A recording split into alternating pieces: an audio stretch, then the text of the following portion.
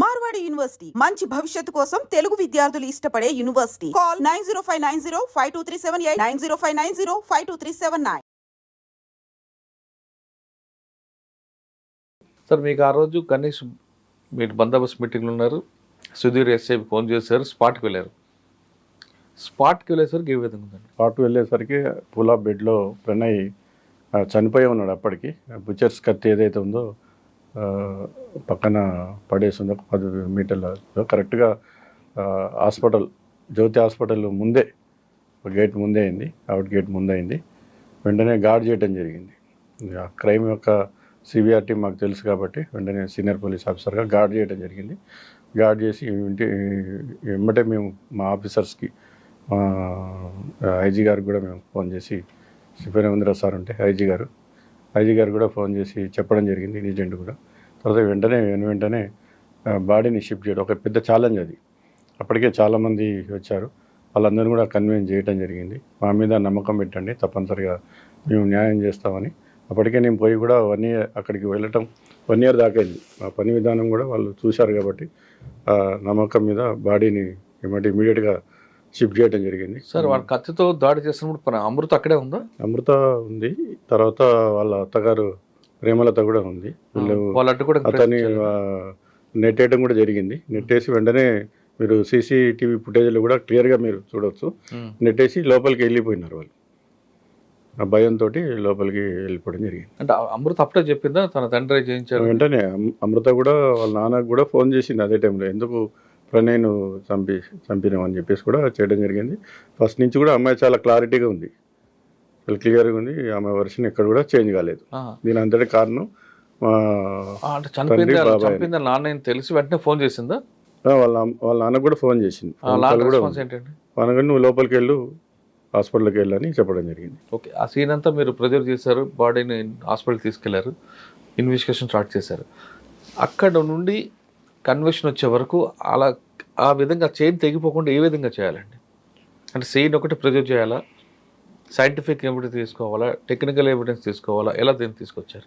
మనం దీంట్లో ముఖ్యం ఏంటంటే ఫస్ట్ లా అండ్ ఆర్డర్.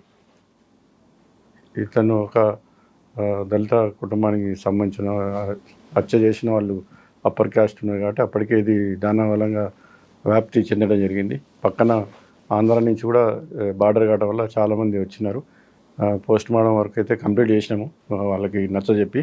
తర్వాత బాడీని వీళ్ళ తమ్ముడు ఆయన ఫిలిప్పైన్స్లో అక్కడ మెడిసిన్ చదువుతున్నాడు. వాళ్ళు అతను వచ్చేదాకా క్రిమినేషన్ మేము అక్కడే ఉంచాలనేది వాళ్ళు పెట్టుకున్నారు. దాంతో పబ్లిక్ వస్తూనే ఉన్నారు. ఇక ఎక్కడెక్కడ నుంచో వచ్చి నినాదాలు చేయటము, తర్వాత అక్కడ ఊరేగింపులు చేయటం, మన ఇన్వెస్టిగేషన్ని ముందుకు తీసుకుపోవడానికి లేకుండా, దాని మీద కాన్సన్ట్రేషన్ లేకుండా law and order problem erase అయ్యే పరిస్థితులు కూడా వచ్చిండే. వెంటనే మా ఎస్పీఆర్ కూడా అక్కడ దగ్గర ఉండి చేయటం జరిగింది. చాలా కంట్రోల్ ఫోర్స్ కూడా అదనపు బలగాలు తీసుకుని వచ్చి అక్కడ అందరినీ కూడా అక్కడ పికెట్స్ వేయడం జరిగింది. ముందు మా ప్రియారిటీ లా అండ్ ఆర్డర్ దాన్ని చేయడం. ఎందుకంటే ఒక్కసారి ఇక్కడ ఏదైనా ఇన్సిడెంట్ అయితే అది మొత్తం కూడా రాష్ట్ర వ్యాప్తంగా కూడా పెరిగేటువంటి అంటుకునేటువంటి అవకాశం ఉంటుంది కాబట్టి దాని మీదనే కాన్సన్ట్రేట్ చేసి వాళ్ళందరితో కూడా మాట్లాడి, చెన్నై గారు అక్కడ ఉన్నటువంటి మాల మహానాడు అధ్యక్షులు మందకృష్ణ మాది గారు, తర్వాత ఇంకా వేరు లీడర్లు కూడా అక్కడ ఉన్నటువంటి రంగారెడ్డి గారు సిపిఎం మాజీ శాసనసభ్యులు అక్కడ వీళ్ళ, తర్వాత ఇంకా వేరే కమ్యూనిస్టు పార్టీకి సంబంధించినటువంటి చాలామంది లీడర్లు, వీళ్ళందరూ కూడా దాన్ని ఒక తీసుకుపోవాలి, దీన్ని గట్టిగా చేయాలి, నేరస్తులు కఠిన శిక్ష వేయాలి, ఇప్పుడే వేయాలి అనే డిమాండ్తో కూడా చాలామంది కూడా ఉన్నారు. తర్వాత వాళ్ళందరికీ కూడా మేము నచ్చజెప్పి మాది బాధ్యత. సార్ వీళ్ళందరూ ఒకవైపు సముదాయిస్తూనే మారుతిరావు గారిని మిగతా అందరిని ఎప్పుడు పికప్ చేశారండి? తర్వాత ఈ పోస్ట్ మార్టం అయిన తర్వాత వాళ్ళకి బాడీ చెప్పిన తర్వాత వాళ్ళు ఒక పోలీస్ స్టేషన్గా తీసుకుని వెళ్ళారు. తర్వాత మా పని ఏంటంటే ఎక్యూజ్ని అరెస్ట్ చేయటం. అప్పటికే తెలిసిపోయింది ఎవరు ఈ హత్య కారణం. అతను చదువుకునే పిల్లవాడు కాబట్టి ఎటువంటి శత్రువులు అయితే లేరు బయట. కారణం ఇదే, ప్రేమ వివాహమే ఉన్నది. దానికి మారుతిరావు కారణం అని చెప్పేసి అమ్మాయి వాళ్ళ చెప్తూనే ఉంది, క్లియర్గా అమృతవర్షిని క్లియర్గా చెప్తా ఉన్నది. కాబట్టి మేము పార్టీస్ తయారు చేసి సార్ వచ్చినారు, ఎస్పీ గారు అందరం కలిసి కూర్చొని దాన్ని ఎక్కిజుడు ఎక్కడెక్కడ ఉన్నారు పార్టీని ఫస్ట్ మేము ఇన్ఫర్మేషన్ తీసుకోవడం జరిగింది. తీసుకున్న తర్వాత ఎవరైతే ఈ హత్య చేయటువంటి శర్మ ఎవరైతే ఉన్నారో బీహార్కి చెందినటువంటి వాడు, తను బీహార్ వెళ్తున్నాడనే ఉద్దేశం వెంటనే మాకు తెలిసింది. మేము అక్కడికి ఒక టీం ఫ్లైట్లో శివ అని చెప్పేసి ఉన్నాడు, భాష అని ఇన్స్పెక్టర్స్ ఇద్దరు యాక్టివ్గా ఉన్న ఇద్దరు ఇన్స్పెక్టర్స్ని తీసుకొని అక్కడికి మా ఎస్పీ గారు వెంటనే అక్కడికి ఐజీ గారు స్టీఫెన్ రవీంద్ర సార్తో మాట్లాడి వాళ్ళని తీసుకొని వెంటనే అక్కడికి ఫ్లైట్లో పంపడం జరిగింది. వాళ్ళు అబౌట్ విలేజ్ పక్కన సమిస్తపూర్ ఉండే బీహార్లో, ఆ విలేజ్లో పోతే మనం తీసుకురావడం అనేది అసాధ్యం. ఇక ఊర్లో అందరూ కూడా నేరస్తులకి అక్కడ ఎక్కువ ఉంటుంది స్థానికం కాబట్టి. మన అదృష్టం అతన్ని ఊళ్ళో ఎంటర్ అవుతున్న సందర్భంలోనూ ఊరు బయటనే అతన్ని పట్టుకోవడం జరిగింది. పట్టుకొని అతన్ని అక్కడ ఇంటర్వ్యూషన్ చేసినప్పుడు అతన్ని మొత్తం కూడా చెప్పినారు, పలానా మారుతిరావు అబ్దుల్ బారీ ద్వారా. అంటే మీకు శర్మ అనే విషయం ఎలా తెలిసిందంటే ఎవరి ద్వారా తెలిసింది? అంటే పోలీసు పరంగా కొన్ని మేము సైంటిఫిక్ ఇన్వెస్టిగేషన్ అదే విధంగా చేయడం జరిగింది. ఆ సైంటిఫిక్ ఎవిడెన్స్ తోటి, టెక్నికల్ ఎవిడెన్స్ తోటి అసలు దీనికి కారణం అనేది తెలిసింది. దాంతో మేము రివీల్ చేసుకున్నాం. అంటే అక్కడ ఆయన రివీల్ చేశాడా, మారుతిరావు నాకు ఎంగేజ్ చేశాడు? ఫస్ట్ అతను రివీల్ చేసింది A4 బారీ, అతన్ని మారుతిరావు వీళ్ళంతా కూడా ఎక్కువ తెలియదు.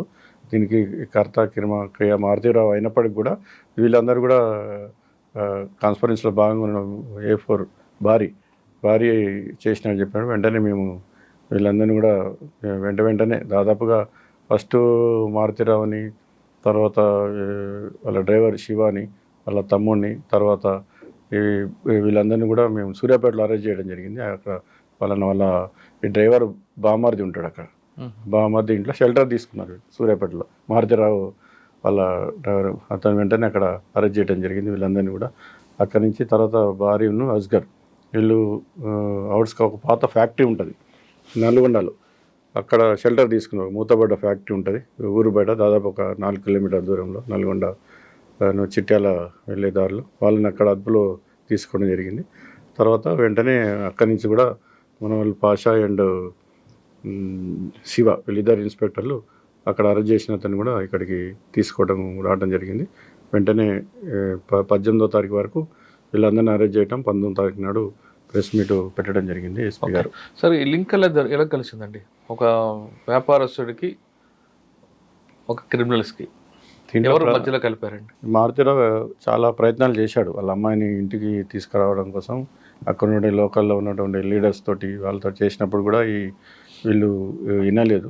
ఈ ప్రేమ జంట వాళ్ళు ఇద్దరు కూడా కలిసి ఉండాలనే దాంతో దీనికి ఒక మోటివ్ అనేది, అంటే ముందు ఎలిమినేట్ చేయాలని మోటివ్, అంటే ఒక నేరానికి ఫస్ట్ మోటివ్ ఉండాలి. ఎందుకు ఎలిమినేట్ చేయాలనుకున్నారు మోటివ్?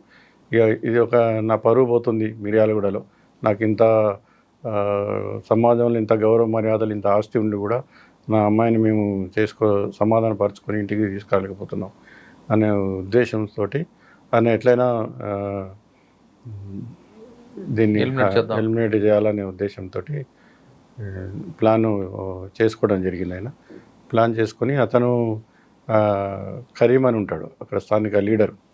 ఆ కరీంను మారుతిరావు ఇద్దరు కూడా ఫ్రెండ్స్.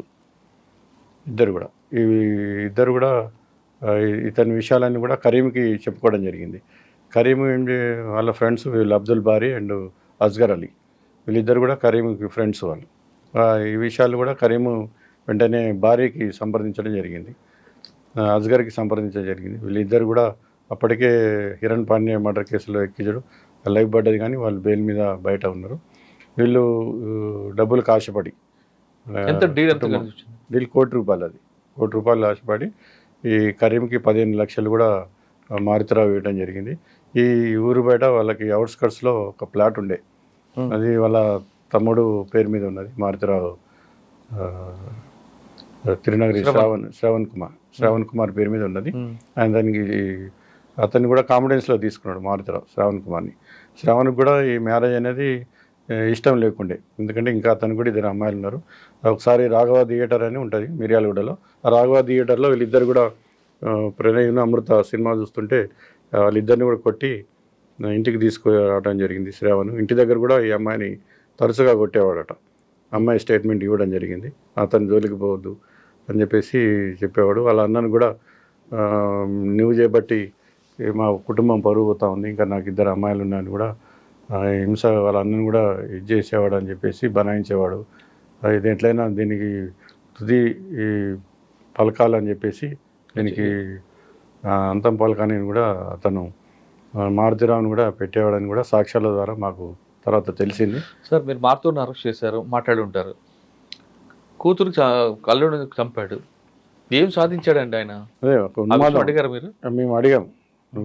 మేము అనేక ఆయన జైలుకి వెళ్తాడు, కూతురుకి భర్త లేని కూతురుని చూస్తాడు, ఏంటి గొప్ప విషయం అండి? ఇప్పుడు అదే కదా మనం ఇవ్వాల్సిన మెసేజ్ కూడా సమాజానికి. ఇతను ఒక ఉన్మాదంతో, ఉక్రేషంతో ఈ యొక్క వీళ్ళందరినీ కూడా మీరు ఈ క్వశ్చన్ అడిగితే ఏం చెప్పారు మారుతి గారు? సమాధానం లేదు. మేము ఎందుకు పని చేయాల్సి వచ్చిందానికి అతను ఒక పంతం తగ్గించుకోవడానికి తన ఉన్మాదాన్ని దాన్ని దానికి చేసినాడు. అంటే దీని వెనక జరిగే సంఘటన ఊహించలేదు. తర్వాత అతను అనుకున్నాడు, మారుతిరావు ఒక ఉద్దేశం ఏమిటంటే అతను చాలా డబ్బులు ఉన్నాయి ఆయన దగ్గర. తర్వాత సమాజంలో మీరు చూస్తాం అనేక నేరాలు జరుగుతూ ఉన్నాయి, ఏదైనా మేనేజ్ చేయొచ్చు డబ్బులు ఉంటాయనే కాన్సెప్ట్లో ఆయన పోవడం జరిగింది. అక్కడ ఇన్వెస్టిగేషన్ ఆఫీసర్గా మేము ఉంటాము, రంగనాథ్ సార్ ఉంటారు, పైన శివేంద్ర సార్ ఉంటారు. తర్వాత దీన్ని గట్టిగా చేస్తారు, ఇవన్నీ కూడా శిక్ష ఇచ్చే విధంగా వీళ్ళు వదిలిపెట్టరు అనేది తెలియదు. ఆయన జనరల్ కాన్సెప్ట్లో పోయాడు. జనరల్గా ఎట్లుంటుంది, ఎంత చేసినా న్యాయం జరగదనే కాన్సెప్ట్ ఉంటుంది, ఏం కాదనే కాన్సెప్ట్ ఉంటుంది. ఈ జనరల్ కాన్సెప్ట్లో పోయి అతను ఈ యొక్క చర్య తీసుకోవడం జరిగింది. సార్ అరెస్ట్ చేశారు, జైలుకి వెళ్ళాడు, బెయిల్ మీద బయటకు వచ్చారు. ఆయన చాలా కాలం జైల్లో ఉన్నారు, బెయిల్ రాకుండా మీరు అందరూ అపోర్ట్ చేశారు కాబట్టి. తర్వాత సూసైడ్ చేసుకోవడానికి కారణం ఏంటైనా? అంటే పశ్చాత్తాపం పడ్డా? లేదు, పశ్చాత్తాపం కాదు. అతను సూసైడ్ చేసుకోవడానికి కారణం ఏంటంటే అక్కడ ఉన్న ఇతను అడ్వకేట్స్ ఉన్నారు, పెద్ద పెద్ద అడ్వకేట్స్ ఉన్నారు. అప్పుడు ఆడిటర్ జనరల్గా చేసినటువంటి రెడ్డి గారు వారు కూడా ఇతను ఫోన్ చేసేది వాళ్ళకి. ఫోన్ చేసి అసలు జైలు అంటే భయం ఈయనకి. ఫస్ట్ మేము అతన్ని అరెస్ట్ చేసినాం, మర్డర్ చేసినప్పుడు అరెస్ట్ చేసినప్పుడు దాదాపుగా 3 నెలలు జైల్లో ఉన్నాడు. తర్వాత అతని మీద పీడీ యాక్ట్ పెట్టడం జరిగింది. ఓ రోజు మార్నింగ్ వచ్చి చాలా బతిలాడింది, సార్ మేము చంపింది వాస్తవే, ఇప్పుడే జైల్లో నేను ఉండలేకపోయినా మళ్ళీ మీరు పీడీ యాక్ట్ పెడితే మళ్ళీ సంవత్సరం ఉండాల్సి వస్తుందని వేరే విధంగా కూడా ప్రలోభానికి గురి చేయడం జరిగింది మమ్మల్ని. కానీ అతను వచ్చి మాకు చెప్పినాడు, మీరు కొద్ది అమౌంట్ ఇంత మేము చేస్తాము అని కూడా అతను 5 కోట్ల వరకు నేను ఇస్తాను మీకు, మీరు నా మీద పీడీ యాక్ట్ పెట్టకుండా నన్ను చేయండి అన్నాడు. మేము చెప్పినాం, అరే బాబు మా దగ్గర ఉన్నాయి మాకు సరిపోతాయి, మేము కూడా అంతా నీ డబ్బులు తీసుకోవాల్సిన అవసరం మెత్తగానే మీద తీసుకోవాల్సిన అవసరం లేదు, నువ్వు చేసింది తప్పు, ఇటువంటి మేము కఠినంగా వ్యవహరించకపోతే నీ మీద పీడీ యాక్ట్ పెట్టుకుంటే మా ఆత్మని మేము వంచన చేసుకున్నట్టే, మేము మా యొక్క ఆత్మహత్య సదృశ్యం లాంటిది ఇది అని చెప్పేసి అతనికి చెప్పాను. నీ డబ్బులు కూడా మాకున్నాయని నేను తెలియని కావచ్చు, మళ్ళీ నీది ఏం చేసుకోవాలా అని కూడా అతనికి ఎక్స్ప్లెయిన్ చేస్తే డబ్బులు చేయదని కూడా అన్నాడు. నేను చెప్పాను. ఆయన ఎప్పుడైనా బాధపడ్డా? మీరు అడిగారా? కూతురు అల్లుడిని చంపావు, కూతురు ఇప్పుడు భర్త లేని భారీగా ఉంది, ఆమెను చూసినప్పుడు బాధపడ్డావా, పశ్చాత్తాపం పడ్డావా అని ఎప్పుడైనా అడిగారా మీరు? అతనికి మేము తర్వాత పీడీ యాక్ట్ పెట్టడం జరిగింది, జైల్లోకి పంపడం జరిగింది. అతనికి వ్యక్తిగతంగా మళ్ళీ అతన్ని చూడాలనే ఉద్దేశం, మాట్లాడాలనే ఉద్దేశం, కూతురు చూడాలని అసలు అనిపించలేదా? అతను అంటే అతనితోటి మేము మాట్లాడిన అన్న ఉద్దేశం కూడా మాకు లేకుండే. మీకు చెప్పినా కూడా అతను మా మాట చెవుదాటి ఈ విధమైనటువంటి తర్వాత కూతురు చూద్దామని అనిపించింది దానికి మీ దగ్గర అతను మళ్ళీ కూతుర్ని తీసుకురావడానికి మళ్ళీ వాళ్ళ లోకల్ లీడర్స్ తోటి ప్రయత్నాలు చేశారు. కానీ అమ్మాయి గట్టిగా నిలబడ్డది. అమృత, నేను మా నాన్న దగ్గర పోను. ఎందుకంటే ఆత్మహత్య చేసుకున్నాడు? అదే నేను చెప్పింది, ఎవరైతే వీళ్ళు అడ్వకేట్స్ తోటి ఈయన ఫోన్ చేసేది, ఇతనికి జైలు అంటే భయం, జైలు పడుతుంది అనేది, దాంట్లో సాక్ష్యాలు అన్నీ కూడా గట్టిగా ఉన్నాయి. తర్వాత దీంట్లోంచి బయటకి తప్పించుకోవాలంటే ఏ మార్గం చేయాలి, ఊకే అడ్వకేట్స్కి ఫోన్ చేసేది. అడ్వకేట్స్ కూడా ఇంకేం చెప్పేది, నీ కూతురు తర్వాత ఐ విట్నెస్ ఉన్నారు అక్కడ, వాళ్ళంతా కూడా నీకు సపోర్ట్ చేస్తే, అంటే హాస్టల్ అయితేనే నువ్వు దీంట్లోంచి బయటపట్టగలుగుతావు, లేకపోతే రాదు అనేది వాళ్ళు ఖచ్చితంగా వాళ్ళు కూడా, ఎందుకంటే అడ్వకేట్స్ చాలా సీనియర్ అడ్వకేట్స్ వాళ్ళు కేసు యొక్క సాక్ష్యాలు అవన్నీ కూడా వాళ్ళకి ముందే తెలుసు ఈ కేసు యొక్క ముగింపు ఏ విధంగా ఉంటుందని.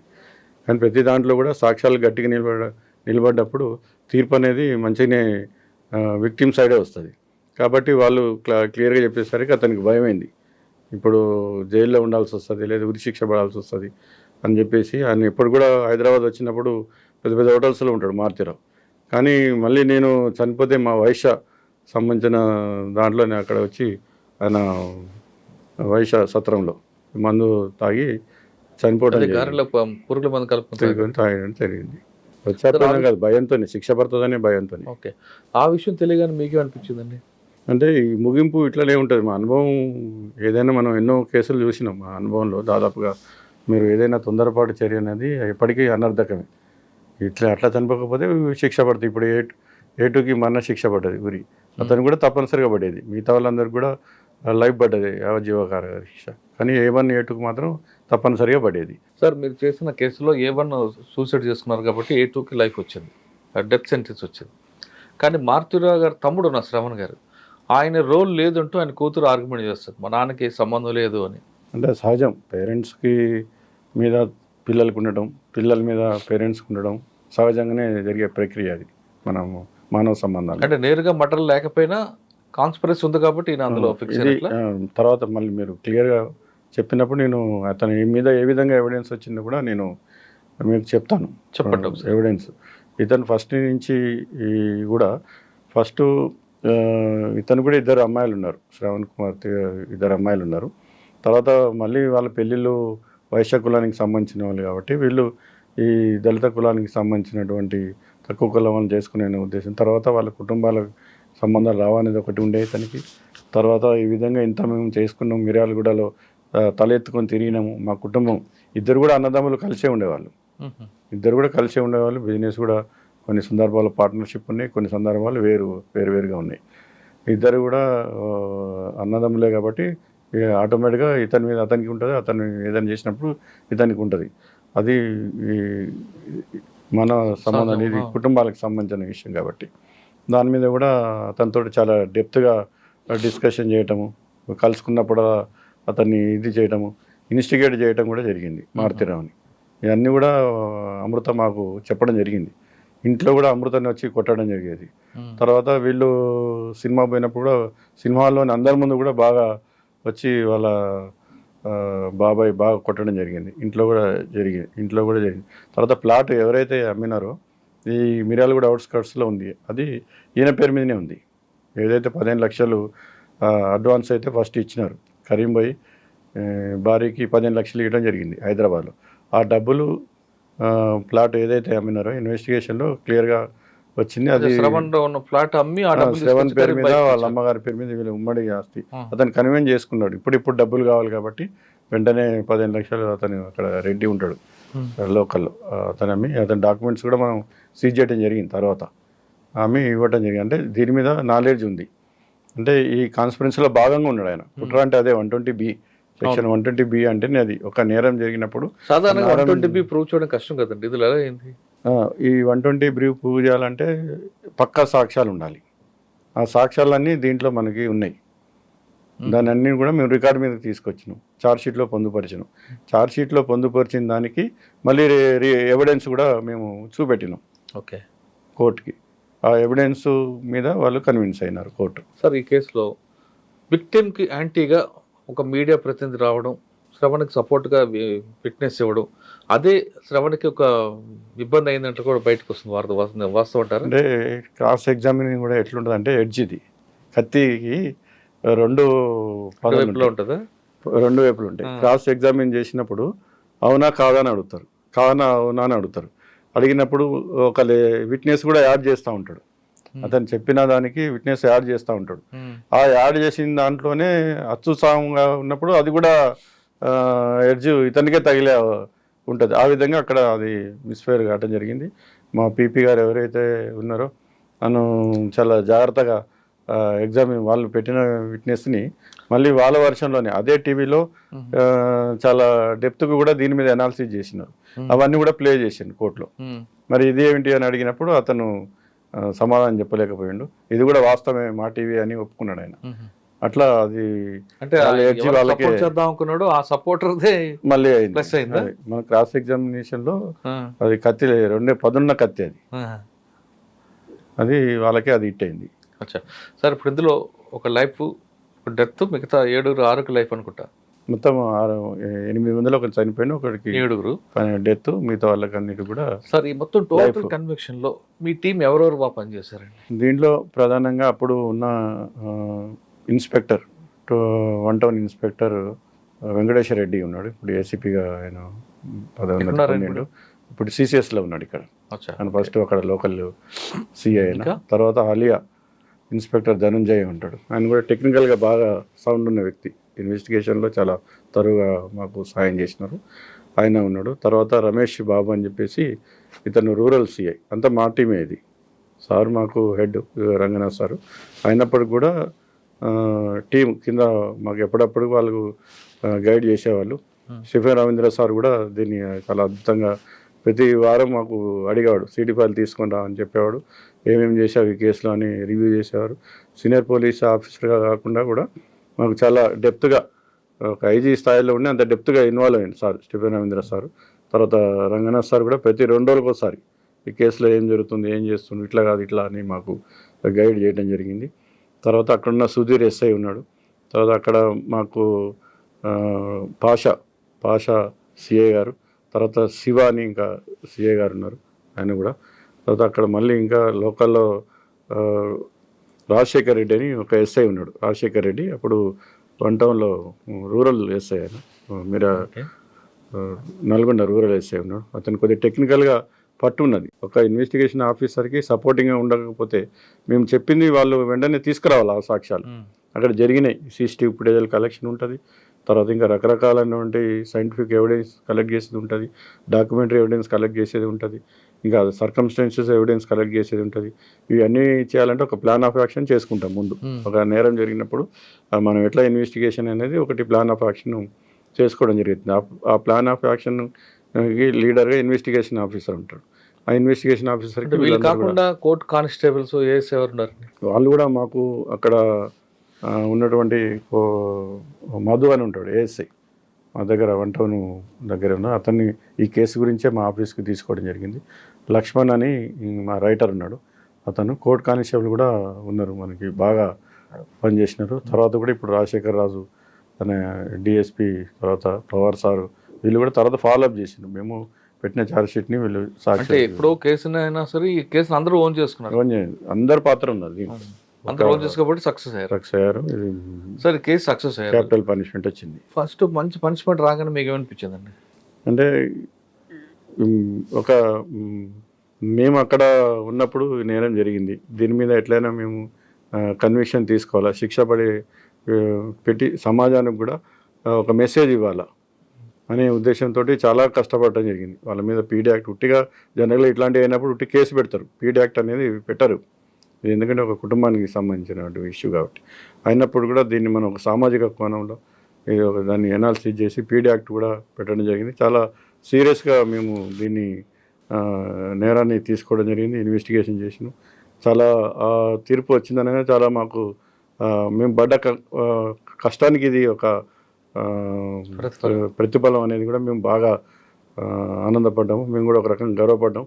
మేము ఎంతో కష్టపడి ఈ స్థాయికి వచ్చినాం, అనేక రకాల సంఘటనలు చూసినాం, చాలా సంతోషపడ్డాం. జడ్జిమెంట్ వచ్చిన తర్వాత విక్టిమ్స్ ఫ్యామిలీ మీకు ఏమన్నారండి? వాళ్ళు మాకు ఫస్ట్ రాగానే బాలస్వామి ఫోన్ చేయడం జరిగింది. సార్ చాలా అద్భుతంగా మీరు ఇన్వెస్టిగేషన్ చేశారు, చాలా మీ మీద నిలబెట్టుకున్నటువంటి నమ్మకాన్ని మీరు తూచా తప్పకుండా దాన్ని పాటించారు, మా నమ్మకాన్ని వమ్ము చేయలేదు, మేము కృతజ్ఞతలే ఉంటాం మేము అని కూడా. వేరే వాళ్ళైతే ఇంత ఎఫెక్ట్ అంటే ఒక బాండింగ్ ఒక ఇదైపోయింది వాళ్ళకి, మాకు విక్టిమ్స్కు మాకు. ఆ విధంగా కుటుంబం కాదు, బాండింగ్ అంటే వాళ్ళు బాధితులు, మేము పోలీసులు. బాధితులకు న్యాయం చేయాల్సిన బాధ్యత పోలీసుల మీద ఉంటుంది. ఆ విధంగా వాళ్ళకి మాకు ఆ రిలేషన్ ఉన్నది. అమృత కూడా ఫోన్ చేసింది, సార్ మేము ఇంత మంచి పనిష్మెంట్ వస్తుందని మేము ఊహించిందే, అయినప్పటికి కూడా మీరు చేపట్టే ఆ పనిష్మెంట్ వచ్చింది. పక్కా సాక్ష్యాలు మీరు కోర్టులో ప్రవేశపెట్టారు, ఛార్జ్షీట్ గట్టిగా వేశారు, అన్నీ చేపట్టే మీ ఇన్వెస్టిగేషన్లో ఎటువంటి లేఖనాలు లేకుండా ఉండబట్టి కన్విక్షన్ వచ్చింది అని కూడా ఆమె కూడా ఫోన్ చేయడం జరిగింది. సరే, కేసు అంతా అయిపోయింది కదా, అమృత మీకు మాట్లాడారు, ఒక స్టేజ్కి వచ్చింది. ఇప్పుడు అమృత నెక్స్ట్ స్టెప్ ఏముండిపోతుందండి? వ్యక్తిగత విషయం ఆమెది, ఆమె కూడా మేజరు. ఇప్పుడు ఆమె అత్తగారి ఇంట్లో ఉందా, అమ్మగారి ఇంట్లో ఉందా? ఇప్పుడు ప్రస్తుతానికి హైదరాబాద్లో ఉంది, అక్కడ లేదు ఇక్కడ లేదు. హైదరాబాద్ ఉంది, మరి నిర్ణయం తీసుకుంటుందో. అంటే కొంతమంది ఆ మీద మరి దాడి జరిగే ప్రయత్నం ఉంది అని రూమర్ వస్తుంది. ఒకవేళ అటువంటి జరగకుండా ఏమైనా మళ్ళీ ప్రికాషన్ తీసుకుంటున్నారా పోలీసు? తప్పకుండా పోలీస్ శాఖ నుంచి వాళ్ళకి గన్మెన్లు ఇవ్వడం జరిగింది. వాళ్ళకి ఎప్పుడు పోలీస్ శాఖ అండగా ఉంటుంది. వాళ్ళకు కూడా మేము చెప్పాము, మీకు ఏది అనుమానం ఉన్నా కూడా మీరు వచ్చి మాకు తెలియజేయండి, ఏదైనా ఉంటే కూడా మీకు ఎప్పుడు పోలీస్ శాఖ అండగా ఉంటుందని కూడా మేము చెప్పడం జరిగింది. ప్రణయ్ కేసు తర్వాత మీరు ఎక్కడికి వచ్చారు? ప్రణయ్ కేసు తర్వాత మళ్ళీ ఏసీపీ పరకాల్లో వెళ్ళాము. మళ్ళీ వరంగల్ తిరిగి మళ్ళీ వరంగల్లే ఉంటుంది మా ప్రయాణం. మళ్ళీ వరంగల్ వెళ్ళటం సార్, జరిగింది. ఏసీపీ తీసుకుంటారు చార్జ్ తీసుకోక ముందు మీరు వరంగల్లోనే పనిచేస్తున్న సమయంలో ఒక మంచి గ్యాంగ్ని పట్టుకోవడం, కిలోల కొద్ది బంగారం రికవర్ అయింది. ఆ కేసు గురించి చెప్పండి. నేను గూడూరు సిఐ ఉండేది. గూడూరు సిఐ ఉన్నప్పుడు ఆంధ్ర బ్యాంకు ఉండేది గూడూరు మీద. ఆంధ్ర బ్యాంకులో షానవాజ్ సార్ కాసిం గారు మాకు ఎస్పీగా ఉన్నారు అప్పుడు. రాత్రిపూట తలుపులు పలగొట్టి ఆంధ్ర బ్యాంక్కి చెస్ట్ కూడా పలగొట్టి దాదాపు ఒక 6 కేజీల బంగారం తీసుకోవడం వెళ్ళింది. భూపాల్ మధ్యప్రదేశ్ గ్యాంగ్ వాళ్ళు కూడా. దాని మీద కూడా మేము అసలు ఎట్లా జరిగింది చాలా అది అసలు మాకు అర్థం కానీ ఎవరు చేశారనేది తెలియదు. అసలు కొద్ది క్లూడ్స్ కూడా లేదు. దాని మీద చాలా ఎఫర్ట్స్ పెట్టడం జరిగింది. పెడితే లాస్ట్కి మాకు ఒక క్లూ దొరికింది. ఆ క్లూని దాన్ని మేము గుంజినప్పుడు మొత్తం కూడా బయటికి రావడం జరిగింది. దాదాపుగా అక్కడ వెళ్ళి దాంట్లో కూడా ప్రతి ఒక్కరు కూడా మా ఆఫీసర్స్ ఇన్వాల్వ్ అయ్యి టీమ్స్ చేసినప్పుడే ఇది పనులనే అవుతాయి. ఎప్పుడైతే ఎస్పీ లెవెల్లో ఇన్వాల్వ్ అయ్యి చేస్తారో అప్పుడే క్రైమ్స్ కూడా తొందరగా డిటెక్ట్ అవుతాయి. అందరినీ సమానం ఒక ఐఓ తోటి ఒక సిఐ తోటి ఏది కాదు. ఎందుకంటే బయట రాష్ట్రాలకు పోవాల్సి ఉంటుంది. తర్వాత సేమ్ ఇదే అఫెన్స్ ఇంకొక అఫెన్స్ మేము చూసింది ఎస్ఐ కేసంలో ఉన్నప్పుడు అక్కడ గుడిలో పంచలోహ విగ్రహాలు దొంగతనం చేయడం జరిగింది. అది చాలా ప్రజలకు ఇదన్నీ చాలా కష్టపడ్డాం దాంట్లో. వాళ్ళని కూడా తీసుకొని అక్కడికి చాలా దూరంలో వాళ్ళు ఎక్కడో రాయలసీమలో ఉంటే అఫెండర్స్ పట్టుకొని చాలా ఒక మంచి ఊరేగింపుగా తీసుకొని ఆ ఊరిలో మళ్ళీ ప్రతిష్ఠించడం జరిగింది. తర్వాత మామ్నూరు సిఐగా ఉన్నప్పుడు కూడా ఏపీఎస్పీ క్వార్టర్స్లో 4th బెటాలియన్ ఏపీఎస్పీ ఉంటే అప్పుడు దాంట్లో ఈ అఫెన్స్ జరిగినప్పుడు దొంగలు చెడ్డీ గ్యాంగ్, అది ఫస్ట్ మన దగ్గర చెడ్డీ గ్యాంగ్, అది ఫస్ట్ అదే వాళ్ళని కూడా అరెస్ట్ చేయడం జరిగింది. దాదాపు ఒక టీం వర్క్ చేయడం వల్ల ఆ కేసు ఫైనల్గా ఒక డెత్ సెంటెన్స్, కొంతమందికి లైఫ్ వచ్చింది. ఇదే విధంగా ప్రతి కేసులో కూడా ప్రతి అధికారి కూడా ప్రవర్తిస్తే ఖచ్చితంగా నేరస్తులకు ఒక భయం పుడుతుంది. ఎవరైనా సరే తప్పు చేసే జైలుకి వెళ్లాల్సిందే అనే విషయం ఒక మెసేజ్ పోతుందని శ్రీనివాస్ గారి ప్లస్ ఆయన టీం రంగనాథ్ గారు అందరి వల్ల ఆ మిరియాలో కూడా కేసు బయటపడింది. ఇది శ్రీనివాస్ గారితో ఎక్సలెంట్ ఇంటర్వ్యూ. వచ్చే వారం మరో గెస్ట్తో మళ్ళీ కలుద్దాం. అంతవరకు నమస్తే. Thank you sir. Thank you very much. Once again congratulations. Thank you sir.